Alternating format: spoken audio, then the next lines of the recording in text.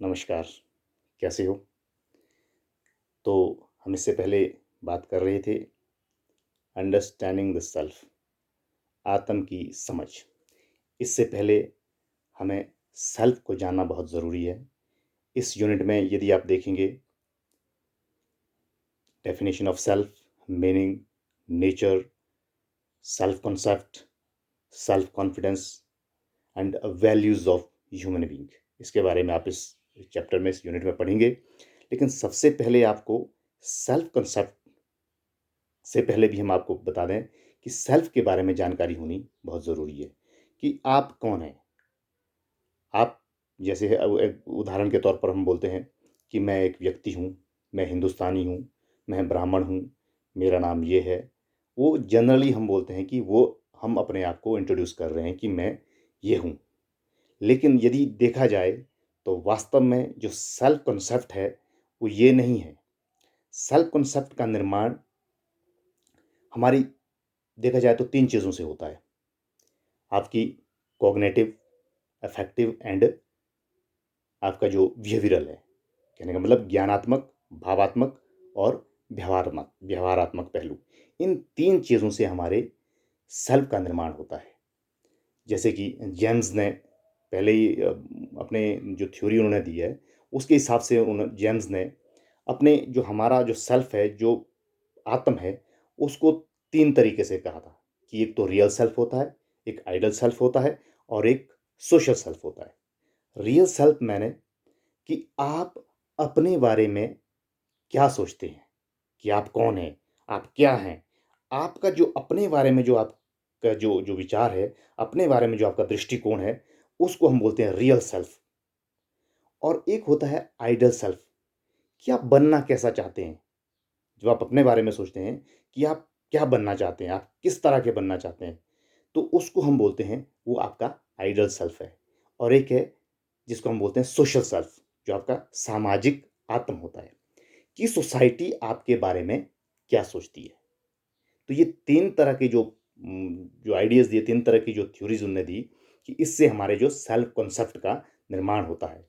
लेकिन उसके बाद आज के मॉडर्न में रिसेंटली कुछ इसमें डेवलपमेंट हुई है, जिसमें इन चीज़ों को 4 तरीके से बाँटा गया, वर्गीकृत किया गया है। एक को वही बेसिक्स सेल्फ कॉन्सेप्ट, जिसको हम बोलते हैं मूलभूत आत्म, जो मूलभूत है कि हम स्वयं हैं क्या? हम कौन हैं? और जो दूसरा होता है वो है जिस बोलते हैं ट्रांजिटरी सेल्फ कॉन्सेप्ट। ट्रांजिटरी मतलब जो क्षणिक होता है, कुछ समय के लिए आप जिनके संपर्क में आते हैं, जिनसे आप इन्फ्लुएंस होते हैं, तो आपको लगता है कि आपको वो बनना है, आप वैसे होने चाहिए, आप भी वैसे हैं, या आपके पेरेंट्स आपको, आपके माता-पिता या दूसरे पीयर्स आपको कुछ समझते हैं, कुछ कहते हैं कि आप ऐसे हैं, आप अच्छे हैं, तो वो होता है क्षणिक, वो बदल भी सकता है। और जो एक सोशल सेल्फ कंसेप्ट होता है, वो बहुत मायने रखता है कि सोसाइटी आपके बारे में क्या सोचती है। जब सोसाइटी आपका जो चित्रण करना शुरू कर दे, उसके बेस पर जो है, आपका जो है व्यक्तित्व का निर्माण होना शुरू हो जाता है। यदि आपके अंदर जिसको बोलते हैं हम सेल्फ कॉन्फिडेंस, उसको भी हम आगे पढ़ेंगे, वो अगर आपका मजबूत है, तो जो आप सोसाइटी का जो सेल्फ कॉन्सेप्ट है आपके लिए, तो आप उससे उससे पॉजिटिव जाएँगे। जैसे कि फॉर एग्ज़ाम्पल मान लो कुछ लोग आपको कहते हैं, किसी बच्चे को कहते हैं कि ये बच्चा बहुत शरारती है। हर व्यक्ति बोलते हैं ये बच्चा बहुत शरारती है। तो धीरे-धीरे उसका सेल्फ कॉन्सेप्ट जो एक ऐसा बन जाता है कि वो अपने आप को बोलता है, सोचता है कि मैं तो शरारती हूँ, और उससे वो एक्टिविटीज़ करने में कोई गुरेज़ नहीं होता है। वो उस तरह की के कारनामे करता है। और यदि कई बार इसका दूसरा पहलू भी देखिए, एक माँ अपने बच्चे को हमेशा उचित बोलती है कि नहीं, ये गलत तो कर ही नहीं सकता, ये तो सही है, ये तो सही है। और उसका जो एक अहम वाला जो चरित्र है, वो डेवलप हो जाता है। अब उसे अपने आप को ही सही लगता है कि मैं सही हूँ, मैं ठीक हूँ, मैं ऐसा नहीं कर सकता हूँ। तो उससे भी जो है वो भी उसके लिए हानिकारक है। इसलिए यदि हमारा जो सेल्फ है वो कैसा होना चाहिए, जो चौथी बात है उसको बोलते हैं हम आइडियल सेल्फ कांसेप्ट। आइडियल मतलब आदर्श। आदर्श कैसे? जो हम अच्छी चीज़ें अच्छे लोगों को देखते हैं, अच्छे व्यक्तित्व को देखते हैं, उनको देखकर जो हमारा कांसेप्ट बनता है कि हम ऐसे होने चाहिए, हम इस तरह के होने चाहिए, तो वो हमारा जो है आदर्श सेल्फ आत्म बनता है। तो मेरे कहने एक बार मैं आपको बता दूं, एक हमारा जो था बेसिक सेल्फ कॉन्सेप्ट, एक था ट्रांजिटरी सेल्फ कॉन्सेप्ट, और social self concept and idol self concept. अच्छा, अब बात करते हैं हम सेल्फ कॉन्फिडेंस की। सेल्फ कॉन्फिडेंस क्या है? सेल्फ कॉन्फिडेंस और ईगो, इनके बीच में एक बहुत पतली सी लाइन है। सेल्फ कॉन्फिडेंस का कहने का मतलब है कि एक सेल्फ एश्योरेंस, इसको डिफाइन किया गया है कि सेल्फ एश्योरेंस इन वंस पर्सनल जजमेंट, एबिलिटी और पावर। अपनी जजमेंट पावर के लिए उसकी अपनी जो एश्योरेंस है, उसको वो बोलता है कि ये उसका सेल्फ कॉन्फिडेंस है। लेकिन हाँ, और दूसरे शब्दों में ये भी कह सकते हैं कि जैसे अपनी अपने ऊपर दृढ़ विश्वास या अपने काम में अटूट श्रद्धा, उसको बोलते हैं सेल्फ कॉन्फिडेंस। और जो ईगो होता है, वो वही जिसको अहम बोलते हैं हम, कि मैं ये कर सकता हूँ, बाकी कोई नहीं कर सकता। यदि आप जो आपकी जजमेंट है, जो आपकी एबिलिटी है, उनको बिना पहचाने आपने अपने अपने आप को इस तरह से प्रेज़ेंट करना शुरू कर दिया कि मैं ये कर सकता हूँ, मैं वो कर सकता हूँ। यदि आप नहीं कर पाए उस कार्य को, आपको गुस्सा आ जाएगा, आपको एंग्ज़ायटी। लेकिन अगर आपका सेल्फ कॉन्फिडेंस है, तो आप वहाँ से भी कुछ सीखेंगे। आप बोलेंगे इस बार नहीं कर पाया, तो आप उन कमज़ोरियों को पकड़ेंगे और अगली बार उनको बेहतर तरीके से कर पाएँगे। और सबसे जो अहम रोल होता है, अगर यदि देखा जाए, हमारे जो आत्म को, हमारे को सेल्फ को जो का निर्माण करने के लिए सबसे ज़्यादा रोल होता है सोसाइटी का। इसमें आप सोसाइटी में आप अपनी फैमिली को लीजिए, स्कूल्स को लीजिए, तो अपने पीयर ग्रुप्स को लीजिए। इन सब का बहुत ज़्यादा रोल होता है हमारे सेल्फ को डेवलप करने में। क्योंकि जब बच्चा पैदा होता है तो वो एक जैविक पदार्थ की तरह पैदा होता है। लेकिन ये जो जब सोसाइटी में जाता है, जब जो जो बायो सोशियो इंटरेक्शन जब उसके साथ होती है, उससे उसकी डेवलपमेंट जो है इन्फ्लुएंस होने लगती है। अब वो जैसे-जैसे वो विकसित होता जाता है, वैसे-वैसे उसके जो सेल्फ कॉन्सेप्ट है, वो चेंज होते जाते हैं। क्योंकि सेल्फ कॉन्सेप्ट जो है हमारी डेवलपमेंट से वो के साथ जुड़े हुए हैं। जैसे-जैसे हम बड़े होते जाएँगे, हमारे अनुभव बढ़ते जाएँगे, तो हमारे जब अनुभव बढ़ते जाएँगे तो हमारे कॉन्सेप्ट जो है चेंज होते जाएँगे, वो एक जैसे नहीं रहेंगे। तो बहुत सारी चीज़ें ऐसी होती है, जैसे कि आप देखिए कि यदि आप, जैसे हमने शुरू में बात की थी कि हम सेल्फ कॉन्सेप्ट को ज्ञानात्मक, जब हमारा ज्ञान बढ़ेगा, शुरू में जब हम बोलते हैं कि मैं कैसा हूँ, मेरे बारे में, यदि मेरे बारे में जो अपना मुझे सही ज्ञान है, तो वो उसको हम बोलते हैं ज्ञानात्मक, जिसको हम कोग्निटिव जो एक पहलू है, कॉन्सेप्ट है, वो हमारे सेल्फ कॉन्सेप्ट को डेवलप करता है। एक होता है भावनात्मक, जो हमारी भावनाओं से जुड़ा होता है। वो उसको थोड़ा एक्सप्रेस करना, शब्दों में एक्सप्रेस करना थोड़ा-सा मुश्किल हो जाता है। जैसे कि आप किसी व्यक्ति को, अगर मान लो अंधा है, वो नहीं देख सकता है, तो वो उसको क्या दिखता है, कैसा लगता है, उसको एक्सप्लेन करना थोड़ा मुश्किल हो जाता है, बहुत कठिन हो जाता है। और तीसरा है जो हमारा बिहेवियरल है, जिसको हम बोलते हैं व्यवहारात्मक।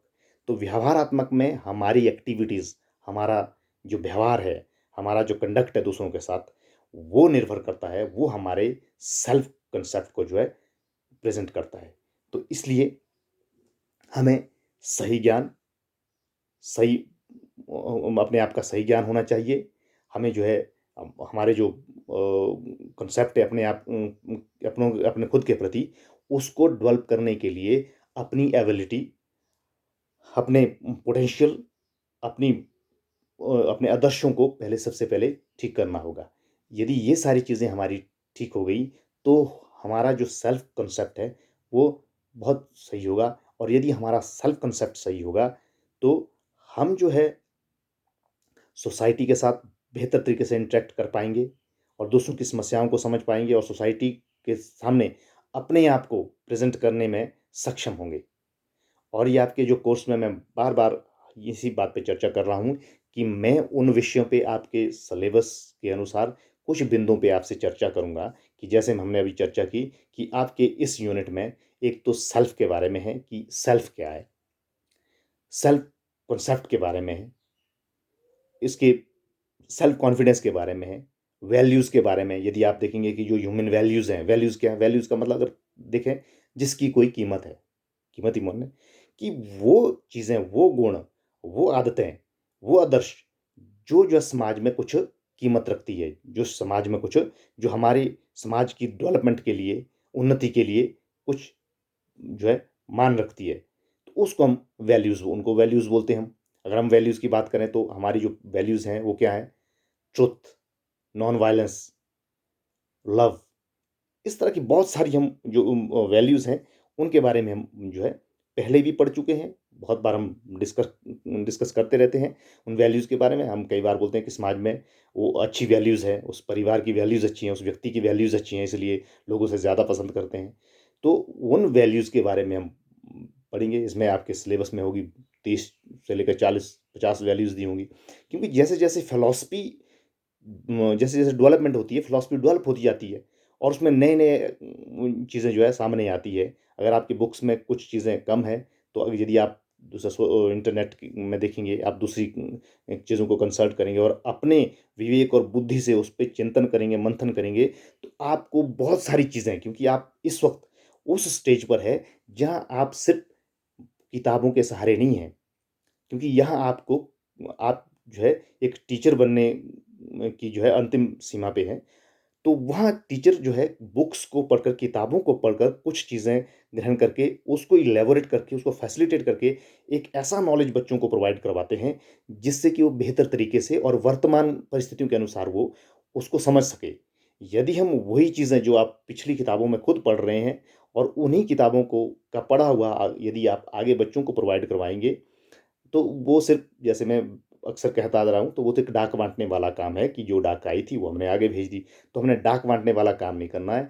इसके लिए जो आपका सिलेबस है, जो आपकी बुक्स हैं, उन चीज़ों को जो मैंने कुछ बातें अभी बताई आपको, पर हल्की-हल्की सी बातें बताई, ताकि आप जब आप किताबों में उन चीज़ों को पढ़ें, तो आप थोड़ा-सा इनसे परिचित हों। को ये कांसेप्ट जो है, कुछ शब्द सुने हैं हमने कि सेल्फ कांसेप्ट क्या है? ये सेल्फ कॉन्सेप्ट जो है किन-किन से प्रभावित होते हैं।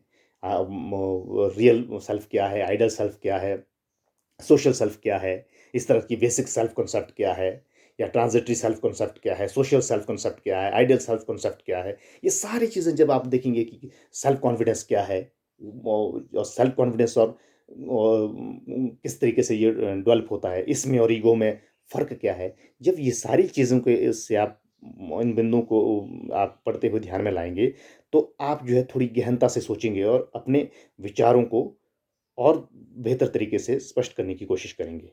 तो उम्मीद करता हूँ कि आप इस यूनिट में इन चीज़ों को ध्यानपूर्वक पढ़ें, सोचें और अपने आप को जो है इस काबिल बनाएँ कि आप अपने कॉन्सेप्ट, अपने आइडियाज़ इसमें दे सकें। धन्यवाद।